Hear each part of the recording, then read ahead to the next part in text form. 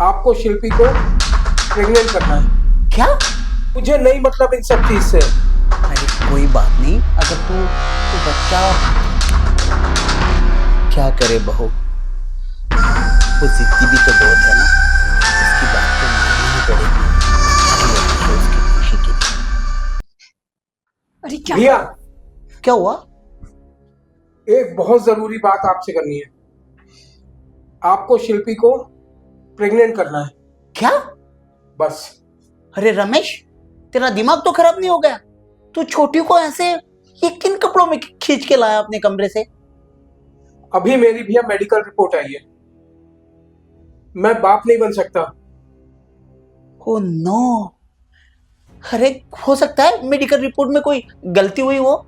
कोई गलती नहीं हुई भैया, कोई गलती नहीं है। ये तीसरी बार मैंने तीसरी जगह से टेस्ट कराया है। देखो रमेश, आओ बैठो, देखो मेरी बात सुनो। मुझको कुछ नहीं सुनना, ना मुझे कुछ समझना है। Okay relax relax Ramesh. क्या रिलैक्स भैया, क्या रिलैक्स? 17 साल हो गए शादी को, 44 साल का हो गया हूं मैं। दुनिया ताने मारती है कि क्या हुआ, जान नहीं है क्या, बच्चा कहाँ है, किसको इसका मुंह बंद करूं? आप भैया इसको आज प्रेग्नेंट कर दो, मैं सबके मुंह बंद करना चाहता हूं। देख रमेश, मेरी बात ध्यान से सुन।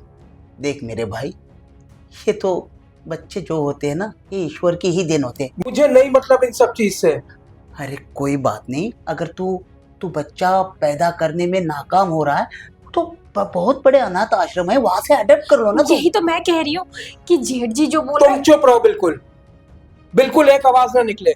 इस घर के फैसले मैं लूंगा। भैया आप क्या चाहते हो, किसी दूसरे का बच्चा हम अपने घर ले आए? अरे आपका बच्चा होगा तो कम से कम हमारा वंश में खून तो वही रहेगा। लेकिन रमेश, हम दोनों के रिश्ते के बारे में भी तो सोच। मुझे कुछ नहीं सुनना, कुछ नहीं समझना। आपको बस, मैंने जिंदगी में कभी आपसे कुछ नहीं मांगा, आज पहली बार कुछ मांग रहा हूं। लेकिन क्या छोटी इस बात से कबूल करेगी? मुझे जब कोई दिक्कत नहीं तो उसको क्या दिक्कत होगी? पूछ लो। मुझे किसी से कुछ नहीं पूछना, मुझे घर की बात घर में रखनी है और मुझे बाप बनना है, बस। शिल्पी, तुम क्या चाहती हो? मैं तो इन्हें समझा समझा के थक चुकी हूँ जेठ जी, कि जरूरी नहीं है कि अपना ही बच्चा किया जाए। अरे बाहर इतने बच्चे जिनको माँ बाप की जरूरत है, जो इस आस में रहते हैं कि कोई ना अच्छा घर परिवार दे दे। चुप रहो तुम, ज्ञान ना बांटो मेरे को। आपकी समझ में क्यों नहीं आता? अगर हम उनमें से किसी बच्चे को अपने घर ले आएंगे तो उसको भी माँ बाप और परिवार का सुख मिल जाएगा। हाँ रमेश, सही कह रही है शिल्पी। अरे देख, ऊपर वाला भी ना बड़ा खुश होगा हमारे कर्म पर। अगर ईश्वर ने तुझे बच्चा पैदा करने के लायक नहीं बनाया ना, हो सकता है इसलिए कि तेरे हाथों से शायद किसी अनाथ बच्चे का भला हो। जेठ जी, मैं तो इन्हें समझा समझा के थक गई। आप तो इनके बड़े भाई हो ना, आप कैसे भी करके इनको समझाओ ना कि अगर ये किसी बच्चे को अपने गोद में ले आते हैं अपने घर तो उसका भविष्य बन जाएगा। अब आप ही इन्हें समझा सकते हो। कोई बात नहीं शिल्पी, अगर ये समझने को तैयार नहीं है तो इसकी खुशी के लिए हम वही करेंगे जो ये चाहता है। ठीक है रमेश, जैसा तू चाहता है हम वैसे ही करेंगे। मुझे कोई शिकायत नहीं चाहिए, संभालिए भैया। ठीक है। बस।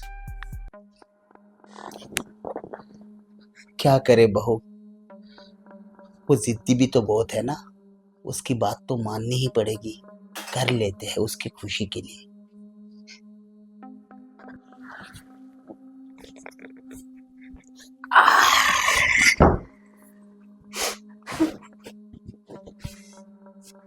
क्या बात है जेठ जी, आप ना बड़े कमीने किस्म के इंसान हो।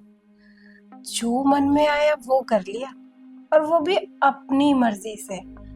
और वो रिपोर्ट्स तो सारी झूठी थी ना, ये बात आपको और मेरे को पता है।